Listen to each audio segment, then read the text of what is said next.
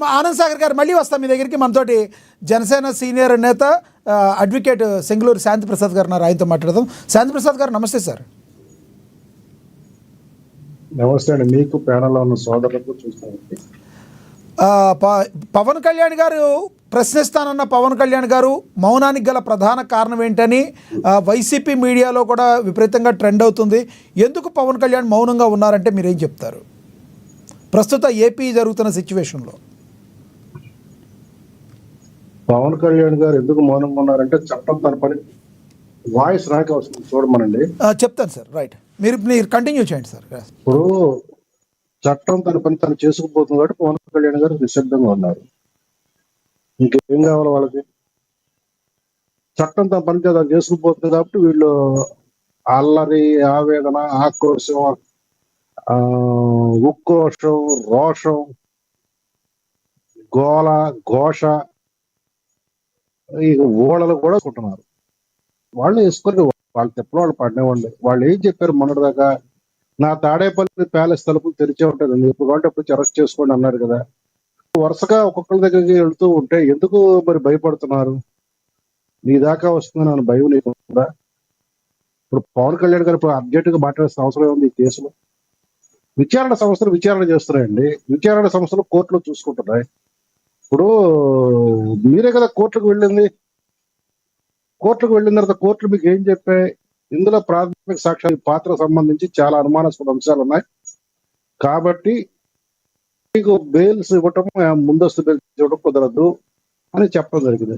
అప్పుడే కదా తప్పనిసరిగా ఎటు పాలుపోక వచ్చి ఆ విచారణాధికారుల ముందు హాజరవుతుంది. ఇప్పుడేమి మేము వాళ్ళనేమి అర్ధరాత్రులతో గోడల దూకి అరెస్ట్ చేయలేదు, లేకపోతే ఇతరత్రగా అర్ధరాత్రి తలుపులు కొట్టి తీసుకొచ్చి అల్లర్లు చేయలేదు. మేము వాళ్ళు చట్టాన్ని ఎంత వీలుగా ఉపయోగించుకో అంతవరకు వెసులుబాటు ఇచ్చాము.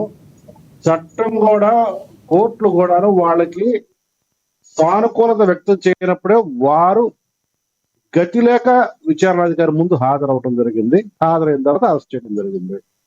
ఈ విషయంలోనే కాదు శాంతిప్రసాద్ గారు, ఈ విషయంలోనే కాదు, ఎక్కువగా ట్రోలింగ్ గురవుతుంది. ఎవరైతే శ్రీకాళహస్తి ఇన్ఛార్జ్ ఉన్నారో ఆ జరిగిన విషయంలో కేవలం పార్టీ ప్రకటనగా బహిష్కరించబడింది అని బయటకు వచ్చారు, కానీ ఒక్కటి కూడా దాని గురించి మాట్లాడలేదు పవన్ కళ్యాణ్ అని చెప్పి వైసీపీ సోషల్ మీడియాలో కానీ ప్రధానంగా ట్రోల్ అవుతున్న విషయం. దీనికి ఏం చెప్తారు మీరు?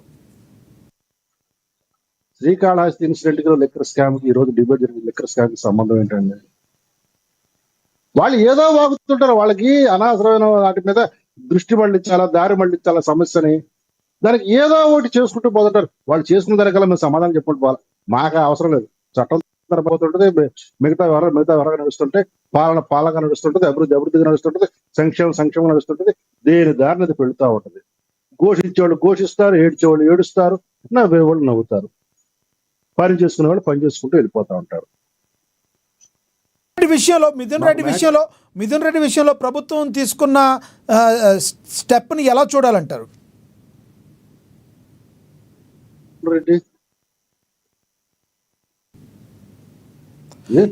మిథున్ రెడ్డి A4 గా ఉన్నారు, A1 గా ఎవరు ఉండబోతున్నారు? ప్రభుత్వం తీసుకున్న స్టెప్స్ ఏ విధంగా ఉండబోతున్నాయి అంటారు?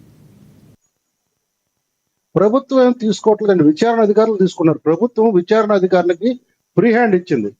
చట్టం ప్రకారంగా మీరు వెళ్ళండి, చట్టబద్ధంగా మీరు ఏ పనైనా చేయండి, చట్టబద్ధంగా మాత్రం అరెస్ట్ చేయండి, చట్టబద్ధంగా మీరు కోర్టులో వాళ్ళకి ప్రజెంట్ చేయండి, కోర్టులో మీకు దొరికిన సాక్ష్యాధారాలు చూపించండి, కోర్టుకి నిర్ణయాన్ని వదిలేయండి.